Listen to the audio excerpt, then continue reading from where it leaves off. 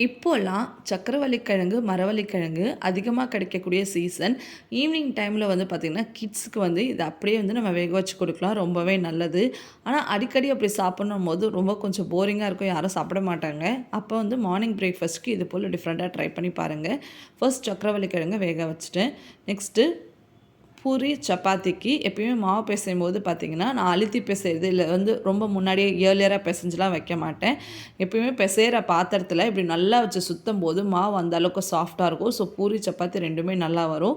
இன்னைக்கு வந்து பார்த்தீங்கன்னா, மார்னிங் வந்து பூரிக்கு தான் இப்போ வந்து நான் மாவு பிசைஞ்சு வச்சிருக்கேன். நெக்ஸ்ட்டு சக்கரவள்ளி கிழங்கு எடுத்து அது தோலெல்லாம் உரிச்சுட்டு நல்லா மேஷ் பண்ணி எடுத்து வச்சுக்கோங்க. எப்பயுமே பூரிக்கு உருளைக்கிழங்கு மசாலா தான் நம்ம ரெடி பண்ணுவேன். இந்த டைம் வந்து ஸ்வீட் பொட்டேட்டோ வச்சு செஞ்சா ரொம்பவே டேஸ்ட் நல்லா இருந்துச்சு.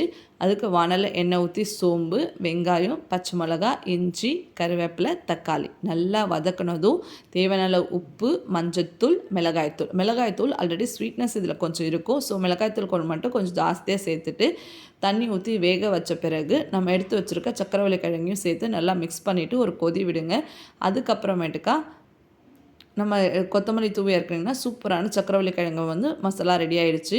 இது பூரிக்கு மட்டும் இல்லைங்க, சப்பாத்தி, தோசைக்குமே ஒரு சூப்பரான காம்பினேஷனா இருக்கும். இங்க பாருங்க பூரி எவ்வளோ சூப்பரா புஸ்ஸுன்னு வந்திருக்குன்னு சொல்லிட்டு, சுட சுட பூரியோட சக்கரவள்ளி கிழங்கு மசாலா மார்னிங் டைம்ல சாப்பிட்டா அவ்வளோ டேஸ்ட் நல்லா இருந்துச்சு. கண்டிப்பா ட்ரை பண்ணி பாருங்க. பார்த்துட்டு எப்படி இருக்குன்னு கமெண்ட் பண்ணுங்க.